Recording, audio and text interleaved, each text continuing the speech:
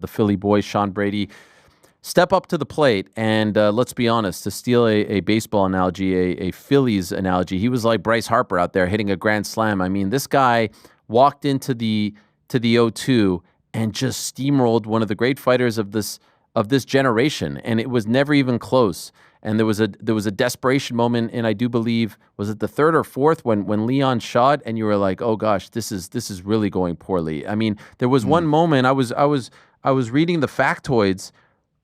Take a listen to this. I mean, in one particular round, Brady broke the record for UFC control time for a single round, 4 minutes and 57 seconds. Like Second I said, round? yeah. First fight in the UK, just his second fight outside of the United States. And of course, we know what happened in the first one a couple of years ago to Bilal. He suffered his only loss. He did not look like himself. He got beat, convincingly stopped in that fight. But all he has done since then is win over Kelvin Gastelum, win over Gilbert Burns, and now a stoppage win over Leon Edwards. He submits him in the fourth round. First submission loss of Leon's career. First person to ever stop Leon Edwards. And even afterwards, I felt like when he did the post-fight press conference, he exuded a level of confidence that we have never seen from Sean. He wasn't begging. He wasn't making a strong case, oh, I should be next. He was just up there being like, that's all you got? If you were in Philly, I would never tap in front of my people. You guys, like, people were telling me that the O2 fans were going to be rough on me. Like, that was nothing compared to what you would have gotten if you went into Philly against me. Like, he was just sitting there and he was going like, he was like mocking the media there. Like, just being like, yeah, now what? Even on social media, he posts a picture with his team. Something, what was it about the guns in London? Saying that you guys don't have any guns? You don't even have guns. Yeah. Like, even mocking them in that regard. Like, you guys have nothing. Like, this was a different side of Sean Brady, a very, very impressive and confident side of Sean Brady. We had a nice 3-Pac reunion on Saturday, which I loved, and I know the people did as well. Perhaps we need to do a little more of that. But I gotta go to GC. This was your guy, and I know deep down you love Sean, and in jest you were doing the ducking stuff and all that, and we all know that that's the next big test for him, you versus him on the Averon. But let's give this guy his flowers. I was blown away by what he did to Leon Edwards. Blown away. I mean, I've never seen anything like it against a guy like Leon Edwards. It was pillar to post. It was not even competitive. He made Leon Edwards look like a chump out there.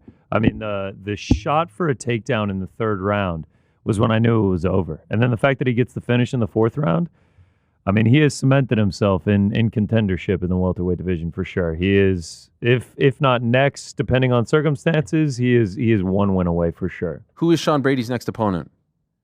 This is the hard question to answer right now, right? Very hard question, yeah. We know Bilal's fighting, right? We know he's fighting May 10th against JDM. I don't think it's one of those where it's like, oh, if Bilal loses, they're going to run it back, right? He's not getting an immediate rematch if he loses, right? He hasn't been a champion that long. He hasn't been a champion for a year. And so I think we could confidently say that someone is next, right? It's not going to be one of those, well, if this guy wins or if that, like Pereira loses to Magomed, he's getting the immediate rematch. If Bilal loses, I don't think that's the case. And so will they go back? I think you can make a strong case right now that Brady's resume is more impressive than Shavkat's, despite the fact that he has the loss to the current champion. You know what I mean? Shavkat was supposed to fight for the belt in December. Bilal gets hurt. Shavkat was supposed to fight for the belt in May. He gets hurt. I don't think it's a crazy statement to say Sean Brady should be next. Do I think he gets it next? I think he's probably going to have to fight one more time. But I think he has done enough in the last 3 fights, plus only lost to the champion, to really make them think here. I don't think it's as easy as it was a week ago. What do you think? I think the fact that Shavkat had the title shot, and then he lost it because of Bilal getting injured, and then he took on Ian Gary. He won that. I know he got injured in that fight. I think he still has earned the title shot, and if he is healthy, he deserves it. I also think there's the argument for the star power, the undefeated record, everything like that. So if he is healthy, I think he will get the title shot, and I think he's deserved that as well. But if he's not healthy, and we get into August, September, and Bilal's looking to fight again, I think it should absolutely be Sean Brady. Let's ask New York Rick. New York Rick, there's many different iterations here, right? There's Brady versus Ian Gary. There's Brady versus Joaquin Buckley. There's Brady versus Shavkat, number one contender, winner fights for the belt. There's Shavkat fighting the winner, Brady having to wait. What do you think happens after that performance, after that incredible performance? I can't say definitively what I think will happen. because of the timing of it all, right? We have to have a resolution of this next upcoming welterweight title fight. Then we have to hear if Shavkat is healthy. Ultimately, what I'd want to see, if I'm being completely honest, is Shavkat versus Brady and Leon versus Ian Gary and Buckley versus Usman. Shavkat versus Brady as a number one contender contender fight. Wow. Ooh. I get, listen, for Shavkat. It's a tough pill to swallow if you're Shavkat. Yeah. I get that. You had the title fight, then you had it again. Ultimately, this is just how the cookie crumbles. And Just ask Charles. Charles had a title shot. Exactly. Got cut. It didn't happens get all the time title now. fight. What about Brady Usman? He's been banging that drum. I don't know I'd rather if see Usman will take Buckley, it. but I'm open. I'm open to it. Now, is it a step back to go from Leon to Usman if you're Brady? Here are the current UFC rankings. For Brady. I don't know. I guess he's I think three, and he's Brady also just a fights massive name. Shavkat. Brady versus Shavkat with the Shavkat. title. Okay, so Yeah. these are the rankings. These are going to change come tomorrow, Wednesday, whenever the new one comes out. And as you could see, you could see the changing of the guard, right? Look how low Colby is. Look at Gilbert low. Kamaru's got to drop down. It's kind of crazy that he's that high. Leon's got to drop down. You would think Shavkat so. should probably be number 1 now. And Jack Della probably moves to 2, or Brady, 2 or 3 for Brady. Anyway, there it is. I'm torn on this one. I don't think. To me, Brady versus Usman feels like a step back for Brady. It's got to be Shavkat. If it's Ian. Brady versus Usman, but you say this is your title opportunity next, I think that's a justifiable fight for Brady. That's fine. You get a title shot if you beat Usman. That's fine for me. I think he gets a title shot regardless, whether it's Buckley, Gary, Usman. If he wins his next fight, I think he's getting a title. Does anyone think he should be next? Should he be sitting there in Montreal as the next guy? I think he's in a situation where he should either fight Shavkat or fight for the title. That's the situation I think he's in. I don't think he should fight anyone else. If Shavkat... Sorry, PT, go ahead. Keep going. Sorry. But I just tell you, that's shown me so much this weekend. I expected Leon to give him a way better fight, but what we've seen from him over this weekend, you mentioned at the start, Ariel, it's not just the dominant performance; it's the way he's carrying himself. Yeah. It's like Highlander. You chop off the lad's head and you inherit his power. That's what I felt like he did. He went in and even afterwards, the demeanor, everything about him. I think it's someone that people can really get behind. And it kind of reminded me of Eddie Alvarez at the height of his power. That kind of what are you going to do to me? What are you going to do to me? Of course, this is what happened. And I really like that. I love his new attitude. And look, I'm sure the fact that he's just become a father has motivated him to no end too. I think that win, to your point at the start, puts him level or slightly ahead of Shavkat. And if I'm his manager, I'm saying, well, we're going to go, as you say, let's go to Montreal, let's watch this fight. And if Shavkat isn't ready, I should be that guy. If Shavkat's ready, I'll fight him for the right to fight Bilal. I don't think Shavkat's performance against Ian Gary is the type of one where you're like, well, he has to fight for the title now. It was a very competitive fight, but it just didn't have the spectacle that everybody wants when we're watching these fights. So that's the position I think Brady's in now. By the way, Rick, I'll let you weigh in here in a second, but I just want to say it's so crazy that you mentioned Eddie. Obviously, there's the connection, the Philly boys, and they've known each other for a while. I went for a little jog yesterday evening, and I like to listen to the post-fight press conference and all this stuff, to kind of get ready to see what they have said leading up to the show and the interviews. I've said this before, he sounds so much like Eddie Alvarez. The way he says certain things, he sounds so much like him that I felt compelled to send Eddie a voice note and just tell him hey, A, this guy sounds exactly like you, but B, let's not forget, you were the first guy, you flew the flag, you set the path for these guys to come after you from Philly. And I just wanted him to know that we haven't forgotten about the Underground King, and it was great to talk to him a little bit about that and how happy he was for Sean Brady. So it was just amazing that you mentioned that, because when I close my eyes, I hear Eddie Alvarez when he speaks, and if he can have half the career that Eddie had in terms of the accomplishments, he's well on his way. Rick, weigh in. It feels a little bit, what have you done for me lately? And now, granted, this is a what have you done for me lately sport. No bones about it. This is what this form of entertainment is. But we've just seen Sean Brady do what he did to Leon Edwards. The aura, the vibes around Shavkat heading into that last fight against Ian Gary, he was at that level as well. And I think he has a very vocal and dedicated fan base. He's also got no losses on his record, which I think works in his favor. I'm down for them to fight. I'm less down for Sean to jump him if Shavkat is healthy. I don't like that idea. Yeah, so the last if he's I heard... unhealthy? Well, if he's unhealthy, yeah. then next man give up. it to Sean. Brady's right in. The last No I problem. heard was July, August. So it doesn't seem like it's going to be. And I am not, just because they did it to Charles, I don't like people losing a title shot if they get hurt. Like if you earned it, you earned it. And look, he was a good soldier. He didn't have to fight Ian Gary. I know he got paid. He wasn't doing it for charity, but he could have said, I'm going to wait as well. And I think he did the UFC a favor by staying on that card, because it's certainly like that card would have been in shambles if he pulled out. And obviously Ian deserves a ton of credit. And Ian is fired up that he didn't get the call. I don't think Ian's too far off, but he certainly doesn't have the same case as now as Sean Brady. Brady's on a roll here. I mean, like, that win over Leon Edwards is better than any of Ian's wins, with all due respect to MVP and all these guys. Like, this is the former champion. You didn't just beat him.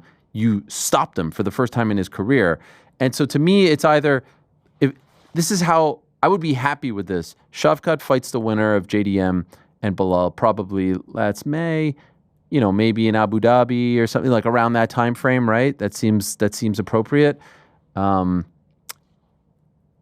I would rather Sean doesn't wait just for activity's sake. He's rolling right now, and I would favor him against any of the top guys, but him fight either Ian or Buckley as just like all right. But to me, Usman, like, I don't know about you guys, but I think he steamrolls Usman. Like, I don't think Usman's higher ranked. What at the moment? It's just guys on a roll and the fresh blood. Like, if you're Kamaru Usman, are you signing up for that fight?